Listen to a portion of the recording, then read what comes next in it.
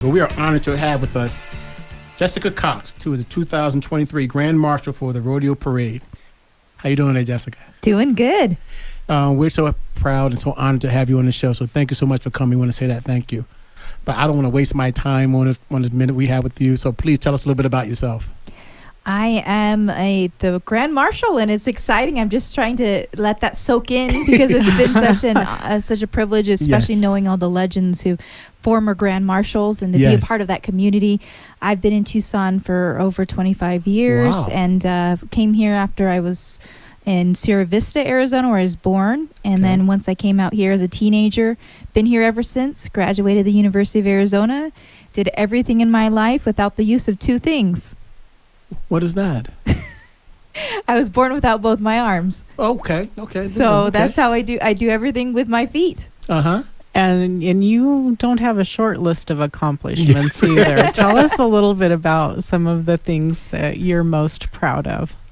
I feel like I've been just so fortunate and blessed. I have so many things in my life. One of the things that people have heard is that I became a black belt, first armless black belt in the American Taekwondo Association. Oh my God, congratulations. Go ahead, keep going. I'm just going to write this stuff down. And I continued on. Now I'm a fourth degree, so I practice out there in Marana at Best Martial Arts. My husband and I practice there, and it's been such a great community there. I'm also the world's first armless pilot. So I fly planes with my feet. What type of plane do you fly? I fly a 1946 415C Air Coupe airplane. Whoa, is that one engine or two engines? That's a single engine. Okay, thank you. A vintage plane. I was trying to sound smart. I'm like, I'm not. This question not gonna sound smart. Let me just ask it and get it out the way. We actually have a few pilots in our circle. And one of our pilot clients just sent us pictures of his 2-year-old. And I'm thinking this child is going to be exposed to so much because, he's got his photos in the plane there. But yeah, I think that when you have these opportunities, and I know you want to share those opportunities as well, that's an awesome thing. Giving back is most important because I've been so blessed, and to do that by helping the community of people with disabilities and the focus on those children who are born without limbs. Yeah, I think your story is wonderful, but I'm sure there are the schools, other colleges, other nonprofits, and probably some businesses that would really like to learn a little bit more about this from you. And so you're available for speaking opportunities, are we correct? I speak all year long. So far, 27 countries around the world. Wow. Sometimes my speech is translated right there on stage. So I am open to invitations to speak anywhere, everywhere, corporations, nonprofits, a lot of events, annual events and conferences. That's what I fill my schedule with all year round. So to start off, how they get a hold of you, Jessica? If you go to jessicacox.com, you can find out more and hear about look into my story and if reach out to me as well. If you'd like to connect on a speaking invitation, I would love to speak with you. Yeah, and I hear that you're going to be the Grand Marshal now, and that also there's going to be some special people on your float. Yes, so I have a wonderful nonprofit called Right Footed Foundation, and it helps children with disabilities with a focus on children born without limbs. And this year at the Rodeo Parade, as the Grand Marshal, the Rodeo Parade Committee is giving me a float, and I'm going to have 9 children with disabilities. 8 of the children will be limb different, meaning they were born without a hand or a leg or some limb difference. And they will be joining me on this wonderful float, 9 children with disabilities, to inspire the world about that fact that disability doesn't mean inability. Yes. Have you met the children that will be on the float? I have met some of them. Are they so excited? They are so excited. Oh, my goodness. I just hope that they can stay on that float. I am sure that you are an inspiration to them, but I have to guess that they inspire you as well. They do. As a young person, I never really had someone like a role model who was also born without both arms until later in my teens, and that that relationship of a mentor Uh-huh. changed my life Uh-huh. because someone can understand you. Yes. Someone can just, tell you to suck it up sometimes. And that's what I think is important for Right. for this for these kids as well, is because that's what we are all about, empowering them to have that support that may not come, and they may not have that in their same communities. You never know. So to be that role model and that encouragement to them and their parents it's such a pleasure. Is there a time in your learning, or sometime when you kind of identified that moment where you realized that this was something that isn't going to hold you back?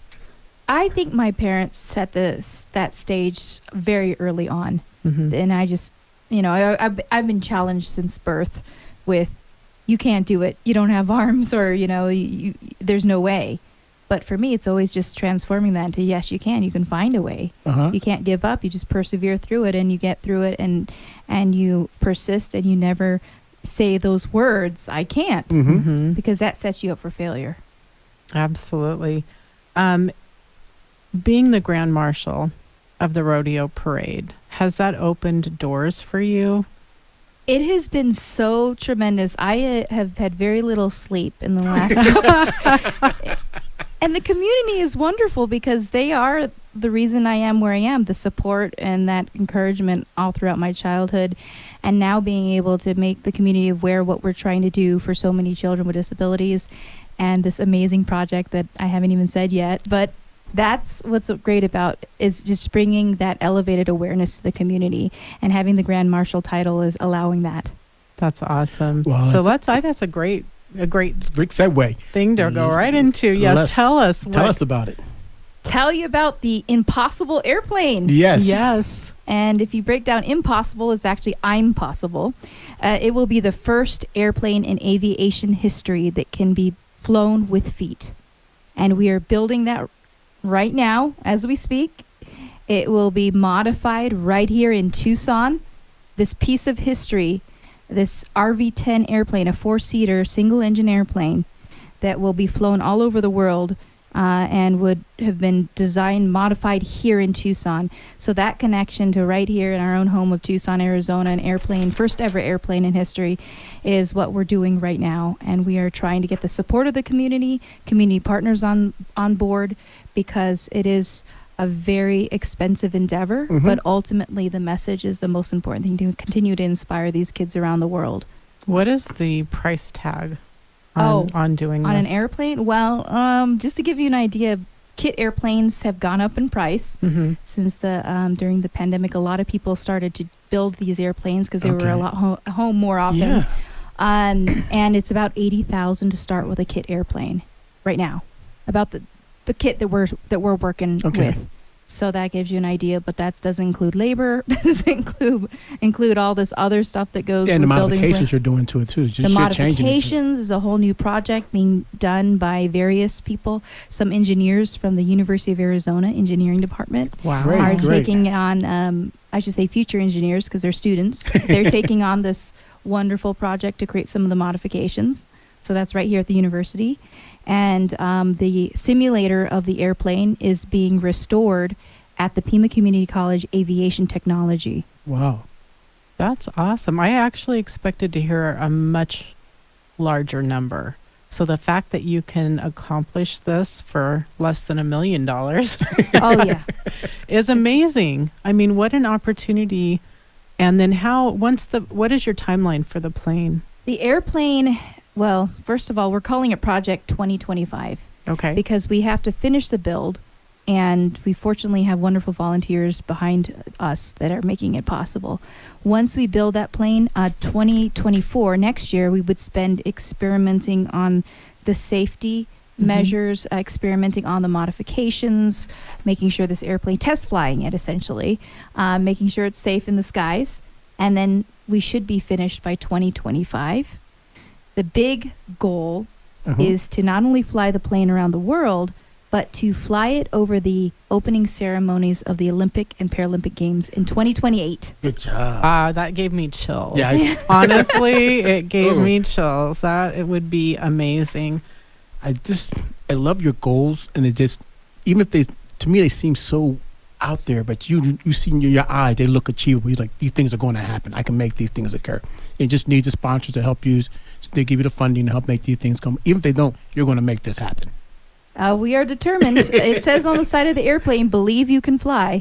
So that's what it is about, that belief. And it starts with that belief and that setting that goal and saying, I'm going to make it happen and we're going to make it happen. I need people to help me. Yes. But you can't give up. And this is a 501c3? It's a 501c3. And how long? From here in Tucson, Tucson, Arizona. When did you establish the nonprofit? So the nonprofit's been around for 6 years. And it has been, it's been recently, people are starting to recognize this nonprofit here in Tucson. It's been, it's still fairly young for a nonprofit, but we're doing amazing things. I want to make sure I get you right. The nonprofit is called Project 2025, right? No, the nonprofit is Right Footed Foundation International. Thank you. And people can donate to this foundation by going to donate.fearlessjessica.com. And we need all the support we can get. We're looking for community partners. Okay, so obviously monetary support. Are there other businesses that may be able to do in kind? Or is there anything that you're looking for as far as a workforce to help make this happen? Yes, businesses, we are going to wrap this airplane and it's going to represent Tucson all over the world. And, if all goes well, over the Olympic Games. So we're going to have all sorts of the representation on the plane itself. Oh, wow. Okay. So do a big wrap with all these companies and their logos and such to get that exposure out there, that it is a homegrown project right here in Tucson. And we hope to make Tucson proud with this project that will be seen. We're here with Jessica Cox. We want to let you know, if you want to sit back and have her speak at one of your events, it's jessicacox.com. And she'll be able to tell her story and brief you a little bit about her and her project and what she's going on. And we just want to take a minute to thank our sponsors: Horizon Inspections, Indy Realty, Inspired Life Mortgage, and Rigo Pest Prevention. And we have a new sponsor, Pioneer Title Agency, as well. Can you give us your contact information one more time, Jessica? Sure. Jessica Cox at donate.fearlessjessica.com or jessicacox.com. Awesome. Right Footed Foundation, everybody.